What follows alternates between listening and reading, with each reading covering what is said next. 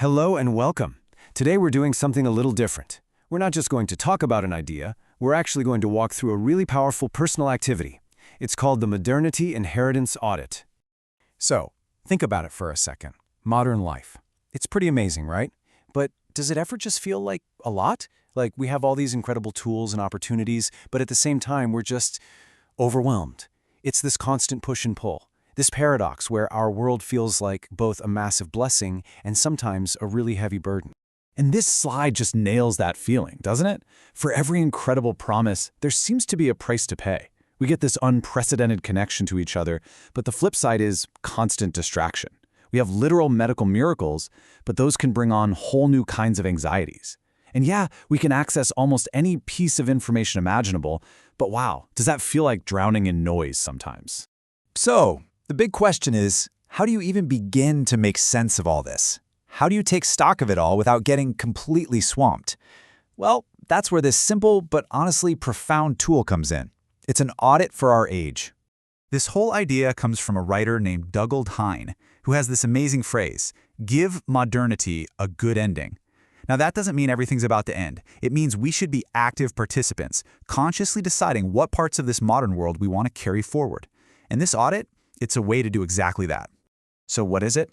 At its heart, the Modernity Inheritance Audit is a personal exercise. And I really want to stress that word, personal. It's a method for you and only you to consciously sort through everything you've inherited from this world we're in, the good, the bad, and all the complicated stuff in between. And you know what the best part is? It is so simple to do. You don't need any special software, you don't need any training. The whole thing just boils down to a super straightforward framework, the two-column method. Here's how you get started. Step 1, create. Just grab a blank piece of paper, open up a new note on your phone, whatever works. Step 2, divide. Draw one line right down the middle. That's it. And finally, step 3, label. On the left side, you're going to write gifts, and on the right side, you'll write hard lessons. And that's it. Now really, that's the whole setup. This simple structure right here is your canvas. It's all you need to start getting some incredible clarity on your own relationship with the world today. Okay, so we've got our columns. Now for the fun part, what actually goes in them? Let's break down what we really mean by gifts and hard lessons. Let's start on the bright side with the gifts column.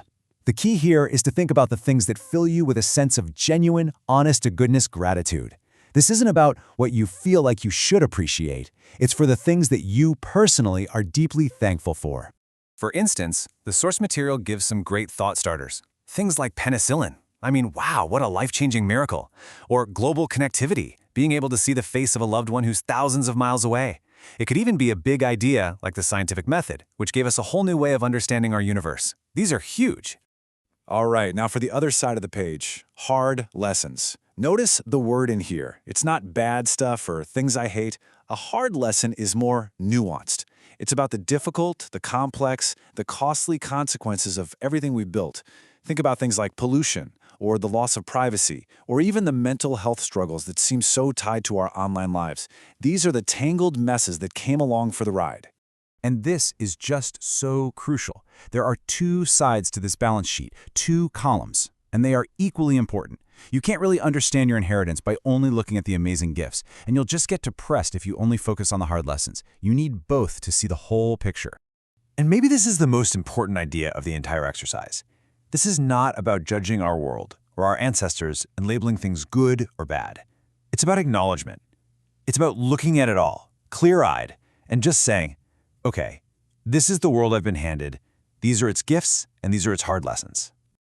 So now that you have the framework, the focus shifts. It's not about what some writer would put on their list, or even what I would put on mine. The question is, what's on your list? Because that's where the real power of this audit is. It is 100% yours. Your list is going to be completely unique to you, your experiences, your values. There are absolutely no right or wrong answers here, just your own honest reflection. So let me leave you with this question. If you were to take out a piece of paper right now, draw that line, what's the very first thing that pops into your head that you'd write down in the gifts column? Don't overthink it, just that first thing. Start there and just see where it takes you.